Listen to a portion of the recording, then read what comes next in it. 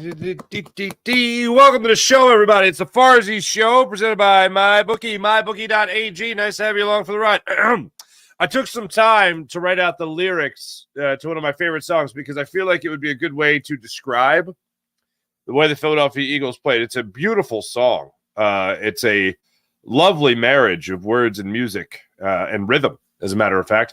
And this is a song that I think best describes how the Philadelphia Eagles play. I hope you don't mind. I haven't really slept, so I hope you don't mind my singing voice. Here you go. Ready? F.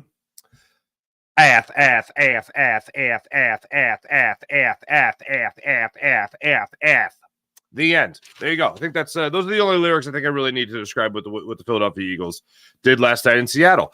That was god awful. And here is the worst part, other than the fact that they lost. The worst part of the loss, I should say. I think it was mostly Jalen Hurts' interceptions. I know a lot of people looking at game plan, but here's what kind of stings the most about last night's game. They started out so great. They started out so phenomenal, the Philadelphia Eagles did. 15 plays, 75 yards. Good God, moving the ball down the field like it was nothing, eating up the vast majority of the clock, a damn near 9-minute drive down the field that ended with Jalen Hurts scrambling into the end zone there, taking it to the outside for the touchdown, 7-0 Eagles. They ran the ball 10 times on that drive. They showed creativity on that drive. You saw the tight end screen that we've seen a billion times with this Eagles offense. The tight end screen, they ran it a little differently on that first drive where they had Dallas Goedert kind of slip back behind the blocks as opposed to just stand and do one of these Johns. You know what I'm saying? He didn't do that. You know, he did it kind of like a little slick move there. I'm like, oh, a little motion right there. Not really motion, but there's a little motion. And then they actually ran motion. I believe it was with Jack Stahl bouncing out to the outside while he was in the backfield. I'm like, what? I'm seeing motion? There's a motion offense? I know there was all the big to-do and hubbub about moving the defensive coordinator positions, the defensive play caller, where they changed things up on the offensive side of things a little bit. I don't know. They were running that football pretty well. Darius Slay, Kenny Gainwell, Jalen Hurts, they were doing some things a little bit different there on that opening drive. And then where the hell did that go? They score. They did well. They forced a 3-and-out defensively. They show you press coverage in the first defensive possession with a single high safety press coverage. I'm like, all right, man, Patricia, nice to see you. And then where did that go? That went by the wayside. And then the creativity on the offense went by the wayside. Then you're able to get a long, sustained drive back. You got to settle for a field goal. The thing that sucked about it was that they showed you what they could do. It was like they were listening to the advice we have been giving them as a fan base and as media. They performed it on the field, performed it well to the point of a touchdown, and then it just kind of vanished. And then after that, Jalen Hurts was terrible. I know people have this thing where they want to coddle the quarterback. I don't believe in that. I think you could be critical of a quarterback's performance. I think you could be critical of a quarterback's performance over the last 3 games that we've watched here with Jalen Hurts. We have certainly been critical of other quarterbacks in our past here in Philadelphia. And we were certainly coddling for a long time in Carson Wentz. I don't believe in quarterback coddling. I am a fan of Jalen Hurts. I believe Jalen Hurts is a much better quarterback than what we have seen over the last 3 games. And I believe Jalen Hurts is a much better quarterback than what we saw yesterday. But yesterday, he was terrible. Terrible. And the play that I'm going to jump to, I know a lot of people look at the last play of the game. He threw up an albeit a Hail Mary. He didn't need to throw up that Hail Mary in that instance. And yes, he did have Kenny Gainwell there in the second interception, leaking out on a delayed route that would have gotten them at least 15 more yards and well into field goal range for Jake Elliott. He decided not to go there. He didn't see it, first and foremost. I don't know if he didn't know that Kenny Gainwell was going to be leaking out there. I don't know if Kenny Gainwell leaked out too late. I don't know what happened on that last play. All I know is the result. The result is Jalen Hurts didn't wait for that leak route there. Waited, delayed route, rather. Step back, fired the ball well downfield when he had no reason, no need to do it, and it was picked off. Shocker, it was picked off. But the interception before that, his first interception of the game, early in the fourth quarter, 8:15 left in the fourth quarter. Eagles were up 17-13. You have a 1st and 10. Long time to go here. You have the opportunity here for another very nice, very beautiful, very calming, very relaxing, sustained drive down the field. It's already a 4-point game. Eagles have the ball back. They got the ball back on their own 25. Next thing you know, they are able to move up the field with an A.J. Brown reception for 15 yards. I think that was the first slant route they had thrown in a while. Then they get another first down, or excuse me, they get 5 yards on DeAndre Swift moving up the middle. Then they get a first down and another this is a Devontae Smith catch for 10 yards. And for whatever reason, from the Seattle 45-yard line, Jalen Hurts sees Quez Watkins streaking down the middle of the field, single coverage. And Jalen Hurts short arms it. Now, pause right there for a second. I know it's a lot of people's natural tendency to attack Quez Watkins in this instance because Quez Watkins is involved in a play. It automatically means we have to be ripping and tearing and shredding to pieces Quez Watkins, and somehow Quez Watkins' fault. This was not Quez Watkins' fault. Could he have interfered a little bit? Could he have broken up the play somehow? Could he have automatically flipped into a defensive back and done something to prevent it? Was he interfered with a little bit? Okay. I know a lot of people are going to focus on what Quez did wrong on this. Jalen Hurts had no business throwing that football as short as he did. And if he's going to throw that football, 2 things better damn well happen. 1, touchdown. We're all excited. Eagles tack on more points. What a throw by Jalen Hurts. Or the other one, that's not nearly as good, but still a lot better than an interception at that point. He throws the ball out of the end zone. He overthrows Quez Watkins. Those 2 things did not happen. The worst case scenario happened on a bad decision by Jalen Hurts. Yes, if you want to go to the first decision of just going to Quez Watkins in general, fine. But that far down the field at that point in the game, that's terrible. And that's an awful throw by Jalen Hurts. Jalen Hurts comes out in that first quarter, was great. Second quarter, especially towards the latter stages of that second quarter, he was all over the place, missing targets left and right, wildly inaccurate. Then he has another play where he was able to roll to his right, hit Devontae Smith on that field goal drive, and all of a sudden, there's the accuracy we were looking for Jalen Hurts and waiting for Jalen Hurts. Averaging 6.3 yards per attempt in that game, not great. Also just being erratic with how he was throwing the football, horrible. And the decision-making below that for a worse grade. This was, and I know we could go back to the Jets game as everything just not working for them for the Eagles in that game. This game felt worse than that. And maybe it was because this was such a big game for the Eagles. It was like you win this game, and oh man, the Cowboys let the door wide open for you. You can attack, and then take it to the Giants, then take it to Jonathan Gannon and the Arizona Cardinals, and you have the door wide open to win the NFC East. Oh, now that's still a tough road ahead. You can still do it. The Cowboys still have a tough opponent, at least on their schedule, in the Miami Dolphins. And now it's like, I don't know who I can trust on this team. I can't trust Jalen Hurts right now with the way he's playing. And, he's sick. He's not feeling well. I hope then he had a severe flu and still played and tried to gut it out. That's what I'm hoping for. That the reason he wasn't exactly all there between the ears yesterday was because he was sick. That's what I'm hoping for. If he's out there on the football field, he's trying to help his team win. He puts up 17 points against that defense. We went over the numbers yesterday, guys. It's pretty awful what they went up against yesterday. The Eagles went up against a pass defense that is the 26th. It's ranked 26th in the NFL. They allowed 243 yards through the air. That's what this Seattle defense does. Jalen Hurts through the air yesterday, 143 yards. He got 100 fewer yards through the air yesterday. Total offense, not good either. Not good even a little bit. And then points, they're 25th in points. They allow 24.5 points per game. The Eagles scored 17.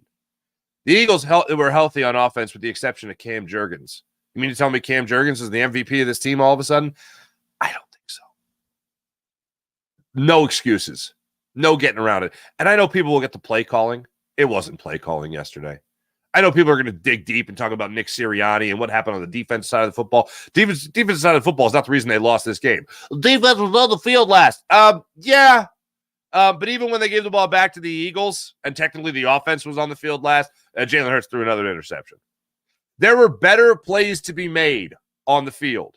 When there are better plays to be made on the field, not necessarily better calls to be made from the sideline, when there are better plays to be made right there for the taking on the field, I look at the players, and in this case, I look at the quarterback, Jalen Hurts.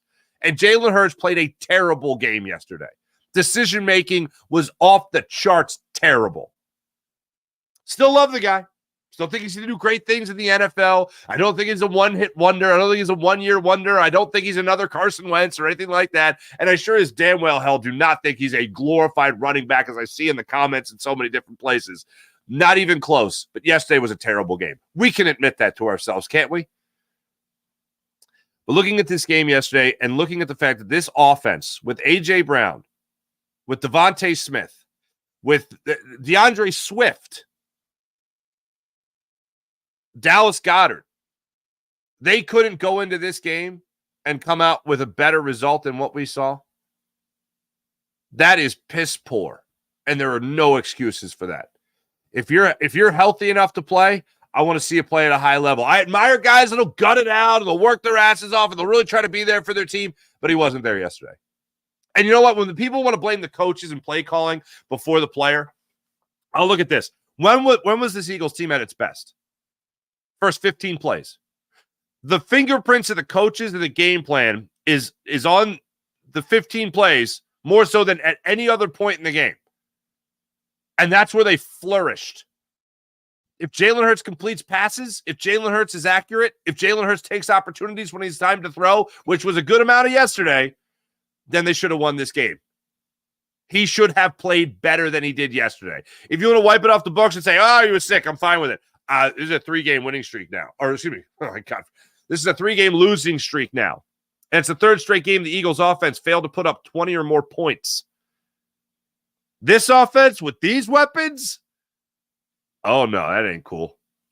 And one of those games was at home against San Francisco 49ers. This was a game. And another thing. I know people want to talk about how much Drew Lock sucks. And don't get me wrong, I think Drew Lock sucks. Okay. But I don't care if you're the worst quarter. DeMarcus Russell could complete passes to these receivers, okay, on Seattle. Now, think about that. I told you going into this game, people were feeling some confident about, oh, you should win this game. And you should win this game. We didn't know whether or not it was going to be Geno Smith or it was going to be Drew Lock. You tell me Drew Lock starts this game. You tell me Drew Lock starts this game. And this defense, with no Darius Slay, and say whatever the hell you want about Darius Slay, he's been your best corner all year. And you hold that offense to 20 points? You mean to tell me this Eagles offense couldn't put up 21 points? Couldn't put up 24? Couldn't put up 30 on this Seattle Seahawks defense? Take a listen one more time. 26 in the NFL in pass yards allowed. 23rd in the NFL in rush yards allowed. Total yards allowed in the NFL, 28th most yards allowed per game. 367 yards allowed on average. And 25th in points per game.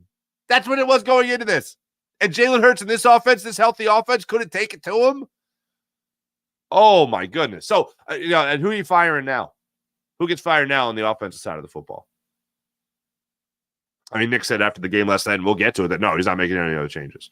Well, I really can't believe you, Nick, because you liked your linebacking core. You liked Christian Ellis, and now he's a Patriot. You liked your coaching staff. You weren't going to make any changes to your coaching staff, and then all of a sudden, Matt Patricia is out of the booth. He's on the sideline, and Sean Desai is off the sideline and into the booth. Interesting. And then he told me after this game that they're not making any changes. I don't believe you. I don't believe you even a little bit. And then finally, I think it was Elliot. Yeah, it was Elliot Shore Parks that opened up the press conference earlier in the week with Nick Sirianni being asked about motion, running motion. I understand it's under the scrutiny. Okay, right. It's under the scrutiny, right? But scrutiny. But we gotta do what we feel that we do well. And there's other ways to see what the defense is doing other than motion. And then what do we see again in that first possession? Motion. I forget who was the originator of the line, but whoever said it first, it was brilliant. It was absolutely brilliant. Very simple line. You end up making decisions with the fans or like the fans, you're going to end up sitting with them. This seems and is absolute without question. It has the stank of desperation all over it. And desperate teams, if they don't match that desperation with urgency and execution, then they just sink deeper and deeper in the proverbial metaphorical quicksand. And that's where the Eagles are right now. I felt terrible about this game, regardless of Geno Smith or Drew Lock, whoever was going to start the game, whether it was going to be for the Eagles and Jalen Hurts or whether it was going to be Marcus Mariota. Here's the thing. Marcus Mariota might put up 20 points. A Marcus Mariota-led offense might put up 20 points. Maybe more than 17, tell you that much. This was awful. And even going into halftime, up 7, it felt like a loss. When they had to settle for a field goal, it felt like a loss. And even if they were going to win the game, it was still going to feel like a moral loss, as I like to call it. Well, yeah, you won. And the Eagles have certainly had their fair share of moral losses this entire season. And I thought last night was a great representation of what this year is and what this year could have been.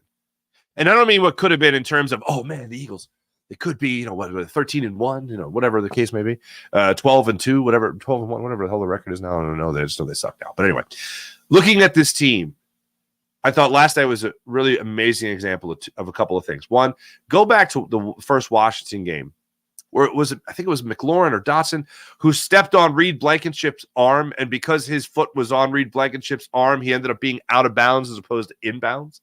Like, think of that game at inches. And then think about the end of this game. I know some of you might have seen, I think it was Warren Sapp that put out the video that showed that the defensive back wasn't down. He didn't have his first foot down, so he should have been ruled out of bounds. Either way, still a game at inches. And this particular call, this inch, went in the direction of the Eagles' opponent as opposed to the direction in favor of the Eagles. Game of inches decided some games earlier in the season that the Eagles benefit. Now they're getting bit in the ass by it. Think about something else. A couple of those plays that happened against the Kansas City Chiefs. Valdez-Scantling just out of the reach, dropped into the end zone against the Eagles for what would have been the go-ahead score. And what happened last night with Smith and Jigba? Right in the caught it with his fingertips. Caught it with his fingertips in the end zone for the game-winning touchdown. Okay. Rip Hurts. I mean, here's the thing. I don't feel like I'm ripping him. I'm just highlighting the fact that he was terrible last night.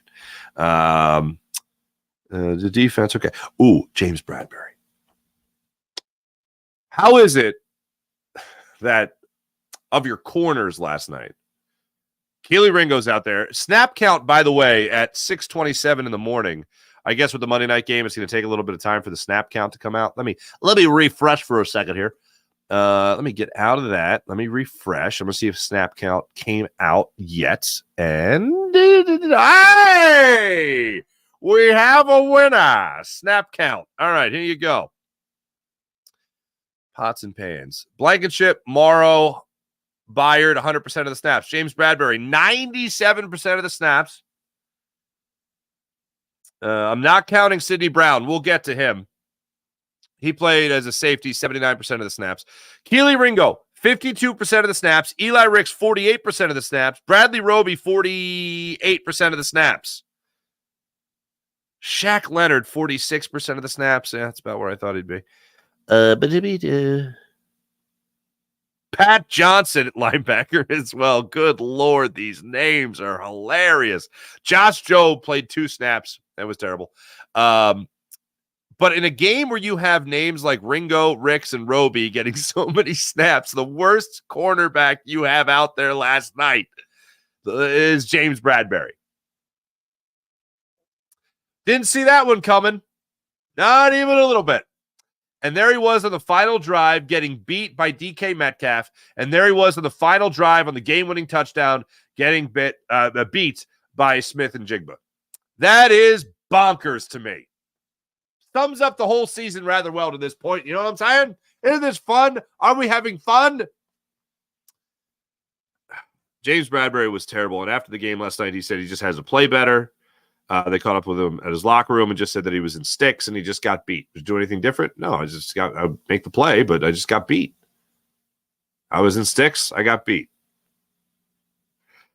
Wasn't exactly talkative. I don't mind. Or I should say, not that I don't mind that, but I understand. I wouldn't be very talkative after that kind of performance either. Said he also got caught being too aggressive. Jalen Hurts also said after last night's game he got caught being too aggressive. Too aggressive means trying a little too hard. It means in hockey or baseball, you'd call it, or golf, gripping the stick a little too tight. Loosen the grip up a little bit, baby. And that's what James Bradberry did. That's what Jalen Hurts did last night, and it was terrible. I mentioned in yesterday's show one of the 5 things I'm going to be looking at, and one thing in particular with Matt Patricia is, just little things change. Would there be press coverage? Yes, you saw that. You saw some different fronts, 4-man fronts, 5-man fronts. You saw the little different stuff like that. But one of the guys I highlighted, and I referenced it and acknowledged that it was obscure, was Sidney Brown. Because I feel like the Eagles have a weapon in Sidney Brown. They have to learn how to harness this weapon. And Sidney Brown needs to learn how to harness his own talent. And I do think he has talent. Now, last night, not necessarily in the tackling department, but he's got talent. And last night, he did not exactly show that off. One awful missed tackle in the backfield where he had Walker dead to rights, had him wrapped up around the shoulders. For all the kids at home, that's not where you tackle.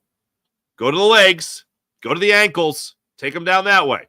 And then in another play where he missed the tackle on the backfield on the flat route, I think it was, to Walker as well. He missed it, and then Shaq Leonard just kind of said hello. I don't even know if it was a tackle attempt. It was not a tackle attempt. He ran to a spot, and then just his jockstrap was on the ground, and that was it. Walker was 20 yards up the field. Need to see a lot more from Sidney Brown, and I still think that there is a lot more from Sidney Brown. And one of the things I'm encouraged by, he's in the right place at the right time to make the play. He's just got to finish it. Much like you heard from Josh Sweat last week in Dallas, he's tired of not finishing as a defensive end. Same thing has to be said for Sidney Brown when he is being sent as a heat-seeking missile, as a safety or a nickel corner, whatever spot he's in, to get into the backfield and finish the play, whether that's on the quarterback, whether that's on a running back, whether that's on a receiver in the backfield. He's got to get back there and make that play. You didn't see that enough last night. But what is still shocking to me, because he is a safety, the worst cornerback on the field last night was James Bradberry. So that's a big compliment to Keely Ringo. That's a big compliment to Bradley Roby, and that's a big – how about Bradley Roby coming up on that first possession to stop DK Metcalf? That was pretty impressive. And also Eli Ricks getting involved there as well. It was a game where I thought the defense was, for the most part, meh. I mean, you are facing a backup quarterback, but I didn't expect all of a sudden I didn't expect Keely Ringo to be your best defensive back last night. And I did not expect Drew Lock to be able to be as accurate as he was on that 92-yard drive. If you're making a change, though, at defense, if you're making a change in defensive play caller, the reason you're making that change is so you can close out games. Fletcher Cox referenced it after the game last night. Fletcher Cox has talked about it over the last couple of weeks. You got to be able to close out games. Matt Patricia's unit did not do that. And they allowed a 92-yard drive to Drew Lock. And I'm going to tell you, I was in the green room at Ocean Casino last night. Mike Missinelli and I were just getting ready to go down to the set. And the Seahawks got the ball back, and I just said, "You watch this." And he goes, "No, Drew Lock's not going to do it." Now, I will say this. I gave Mike credit because he called Jake Elliott making that field goal a couple of weeks ago to force overtime against the Bills. He called it. He was so confident. I was like, "It's raining, Mike. I don't know. I don't know if it's raining, you know." He's like, "Oh, no, he got this. He got this." You know? And now I'll say this. I said Drew Lock's going to take him down the field Because what's going to happen here? Regardless if it's Matt Patricia, if it's Sean Desai, if it's Jonathan Gannon, in that situation, the Eagles are not going to be aggressive in terms of getting after the quarterback. They're not going to try to force Drew Lock into a mistake. You know what they're going to do? They're going to sit back and they're going to say, all right, you know what? Drew Lock, go ahead. You try to beat us. If you're going to beat us, then you're going to beat us with Drew Lock. We're going to build the receivers. We're going to have men deep in coverage here. We're going to be out covering everybody. We're not going to send anybody to try to pressure Drew Lock. Drew Lock marches down the field on what looked like a, I would call ridiculously easy play. 10 plays, 92 yards, minute 24, goes down the field, and they get the game-winning score. Metcalf caught one for 18 yards. Then Metcalf caught one for 6 yards. That was the one that was originally ruled an incomplete pass. It was a catch. By the way, they were Johnny on the spot with the replays last night, by the way. And then DK Metcalf caught one for 34 yards. And then the killer. Jackson Smith and Jigba for 29 yards, touchdown, arms outstretched. Eagles get the ball back, run a couple plays, and then the second interception of the game for Jalen Hurts. So let me know in the comments who you guys got number one in the blame game for yesterday's performance. But I sure as heck thought that if the Eagles were going to go so far as to demote, strip the play calling away from Sean Desai, that Matt Patricia was going to be charged with a pretty tough task of being able to come into Seattle and at least call a better game. I would say it was a little bit more creative. He definitely used Sidney Brown a hell of a lot more. You definitely saw some other guys get opportunities out there, and maybe Sean Desai was never going to do that. But bottom line was they were supposed to slam the door in a close game, and they weren't able to do it. Was it as close as I thought it would be? Nope. It was not. Did the Eagles put up as many points as I thought they would? Absolutely not. They couldn't force Drew Lock into making a mistake yesterday. Drew Lock had a passer rating yesterday that was more than double Jalen Hurts. You know that? I don't believe in passer rating to be the end-all, be-all of society, but Jalen Hurts had a passer rating of 40, and Drew Lock had a passer rating of 94 last night. Good times. Good times. Let's get into some of the conversation that was being had after the game, shall we? Let's hear from Nick Sirianni. And Nick Sirianni was asked yesterday almost immediately, well, no, not almost, but immediately, about the decision to go from Sean Desai to Matt Patricia as the play caller. When did it happen? How did it happen? And here we go. The decision to go from Sean Desai to Matt Patricia, who made that decision and when was it made? Yeah, I made the decision. I did what I thought I needed to do in the best interest of the football team. I didn't feel like, we made some adjustments there. I didn't feel like we were playing well enough and coaching well enough on defense, so I made an adjustment. And it was my decision, and that's what I did. When did you make it? When did I make it? I made it sometime in the middle of the week. Right when game planning was going on. I don't remember exactly what day it was. I'm always gonna listen. It was a tough decision to be able to do this, but again, like I said, I did what I felt like was best for our football team. We're always making adjustments, and that's what I did. Who makes the final says on defense? Coach Patricia. After this last game, do you feel like you need to make another coaching change? No. I don't believe you, Nick. Oh, do you feel like you need make another coaching change? Any changes there? No. By the way, I'm firing myself. No. I've been talking about this all season. Really all season. Even in week 1 against the Patriots. When everyone in the locker room after the game was like, yeah, we won, but we were lucky. I didn't know that was going to be the theme for the whole season. But people were talking about Brian Johnson, play caller. You didn't see them run the ball well. You saw Kenny Gainwell get the start. You barely saw DeAndre Swift touch the ball. So it's like, well, they have to change play calling. Is Brian Johnson ready to be a play caller at the NFL level? And I'm like, well, here's one thing I know: Brian Johnson might not be ready, but I definitely know that Nick Sirianni is not, being that he already relieved himself of play calling responsibilities 2 years ago and officially announced it going into this season, or 2 years ago. He announced it. That's pretty bonkers. So I don't see Nick Sirianni all of a sudden be like, well, this is my job now. Sure, he might get more involved in it, but I don't see them ever making any kind of formal announcement, because I sure as hell do not think that they are going to embarrass Brian Johnson the way they did Sean Desai. And here's another thing. 2 things about this. Ready for this? One is you are going to Seattle to most likely face Drew Lock. And you fired your defensive coordinator before that game. You demoted him. Fine, I'll be more accurate. Demoted him. Stripped him of play calling responsibilities. And then after that on the schedule, you got the New York Giants. And then you got the Arizona Cardinals. You must really think Sean Desai sucks.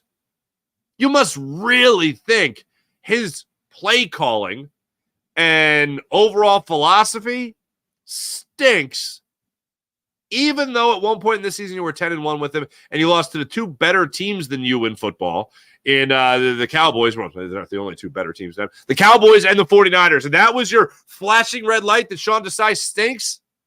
Really? Okay, ballsy. Not how I would have handled it, but there you go. And now you're going to look at Brian Johnson and just say, after another performance of scoring less than 20 points in the game, everything's hunky dory there. Really, that's the direction we're going, because that seems insane. And you know what just seems cruel and unusual?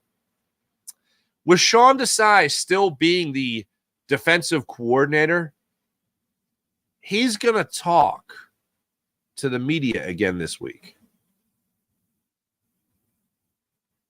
Why? You just heard Nick Sirianni say that the guy with the final say on defense is Matt Patricia. Does that mean that Sean Desai is going to continue to do the press conferences? Now, I find that to be humiliating for someone. Hey, you don't have any power on this anyway. But hey, you want to talk about it? No. And the reason I bring this up is because yesterday on the post-game show, John McMullen brought it up. We're not going to hear from Matt Patricia. And I'm like, just a second. The Eagles hire this guy who is only a one-time defensive coordinator. They bring him in. They have him coach for the first 14 weeks of the season. Demote him and bring in the guy that they had behind the scenes all along for the in case of emergency break glass guy in Matt Patricia. And now they're going to have him in front of the media. That's just cruel and unusual. That is the biggest, how do I say this? That is the biggest D-bag move you could ever have. We're going to embarrass the hell out of you, and you still got to talk to the media. They really want him to. They want him to quit. They really want him to quit. That's what it all boils down to. Yesterday, also, just as far as Jalen Hurts' health went in the game, Nick Sirianni talked about that when he was asked about Jalen Hurts and flying out on his own on his own flight as opposed to being around the team, and talked about the status of Jalen Hurts during the game as well. He really fought hard. Obviously, he was not feeling well at all. As you know, flying up separate. Thought that was obviously really a good decision. Jalen saying, we brought that up of not flying with his teammates so he didn't get anybody else sick. And then, he fought through. Being sick like that is no fun, and having to play in the rain and the cold. And so he fought through, and appreciate his efforts tonight to fight through in some tough times. I was just curious, did he fight through? He fought through. Okay. Like I said, I hope it was a severe flu. I would never wish that on anybody, but I watched him play the way he played yesterday and the decisions he made yesterday. Oh, I hope he was foggy as all hell between the ears yesterday, because it certainly looked like it. As far as the offense being inconsistent, Nick Sirianni on the original game plan, how well it was going, and then how it dropped off by the wayside. Yeah, obviously I thought we did a nice job running the football, keeping drives going. We didn't get the finish in the red zone on the one. We weren't great in 2-minute offense today. If we weren't good at all in 2-minute offense, I think we were 0 for 3 in 2-minute, which accounted for a lot of those drives. We responded with they came up tied at 10-10, and we responded, and really wanted to be able to get up 2 scores on them, but obviously we weren't able to. I thought the defense was hanging in there and playing and doing some really nice things, and we just needed to pull away in that game, and we didn't.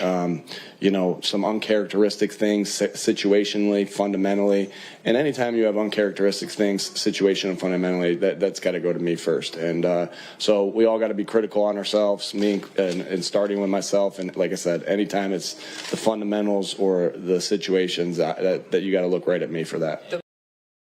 Here's what I'll say about this. Fine, and I would normally do that with the head coach, but here's where I have an issue. Ready? Uncharacteristic things. What was uncharacteristic, Nick? What was uncharacteristic about this?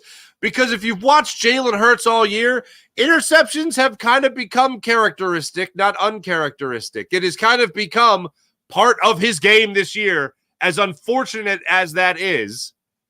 As much as I love Jalen, I can't be Paulie pom-poms all the time.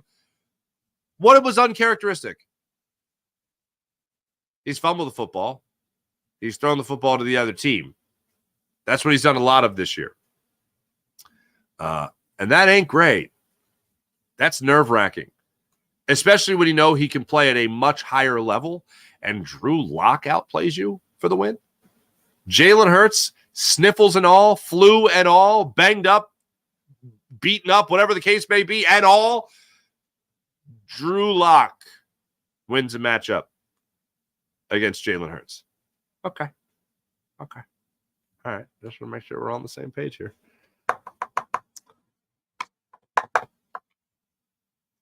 In total now, 12 interceptions on the season for Jalen Hurts.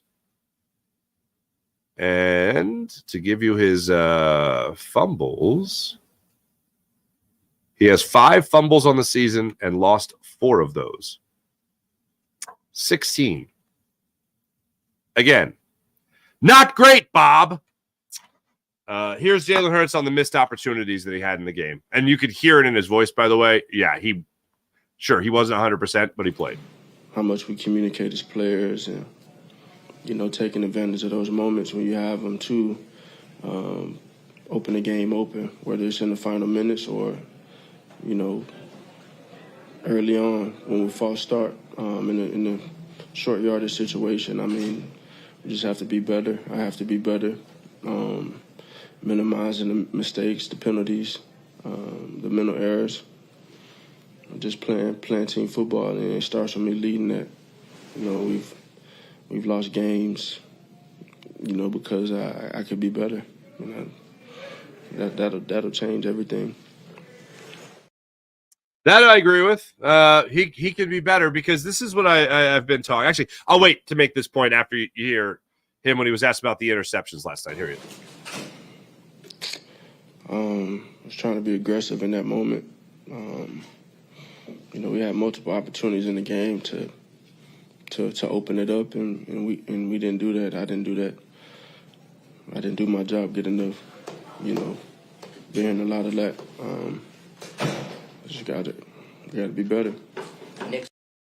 I learned from the Carson Wentz era here in Philadelphia, and I mean really other players as well, but things started falling by the wayside with Carson Wentz in a way in the second year of Michael Vick being here as the starter when things hit the fan big time. The quarterback can have struggles, of course. Any player can struggle. But in terms of sustained struggles, the quarterback can never be part of the problem. That's what a franchise quarterback is supposed to be. He is supposed to be, for lack of a better term, the standard. He is supposed to be the steady ship in the rough waters. And Jalen Hurts has not been that over the last 3 games. Whether it's not being able to punch the football in their first 2 drives against the 49ers, whether it's trying to get something going offensively against the Dallas Cowboys, or it's trying to step on the throat of a team like the Seattle Seahawks. he can't be part of the problem like he was part of the problem yesterday. And don't give me don't give me a tush-push touchdown. There were big plays left out there on the field, and bigger plays that he reached for when he was trying to be too aggressive that ended up costing this team in the long run. The biggest example is I started the show out by talking about the 1st and 10 in the early go, or the 8:15 left in the fourth quarter, and he bombs it down the field to Quez Watkins and underthrows him drastically for his first interception of the game. But even before that, when they had to settle for the field goal, or they settle for the field, like they go up 10-0. 10-0. Then Seattle's able to come back, get a field goal before the half, and then the Eagles get an opportunity with 1:42 left on the clock. And they get the ball back. They get a 15-yard penalty when it was Jones that got called for illegal hands to the face. Hurts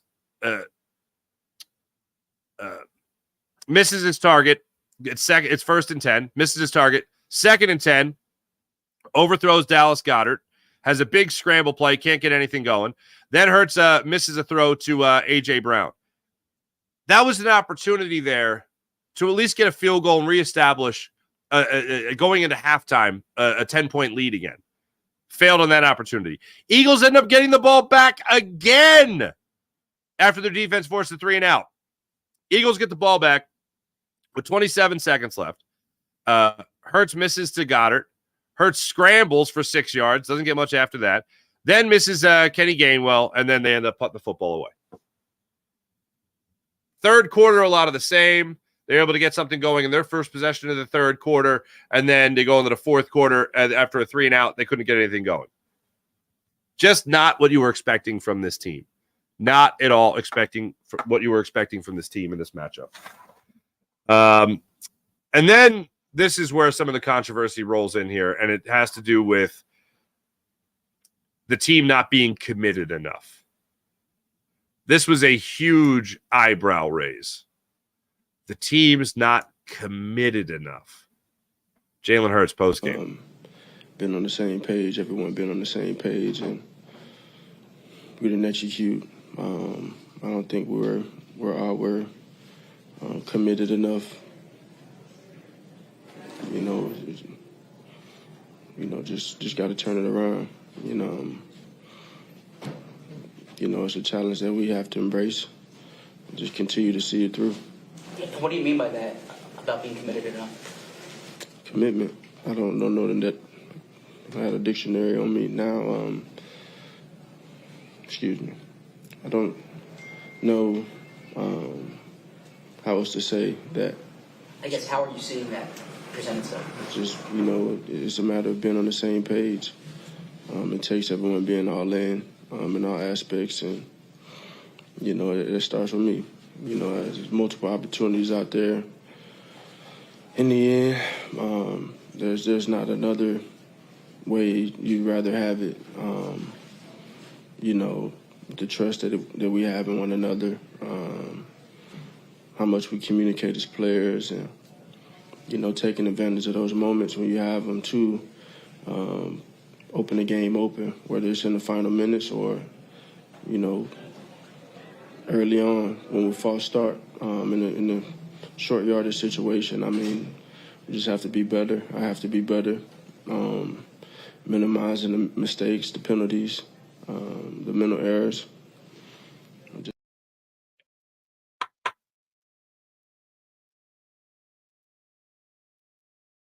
A team that was 10-1, a team that had a lot of luck go their way, a team that is coming off a Super Bowl appearance. They're having commitment issues.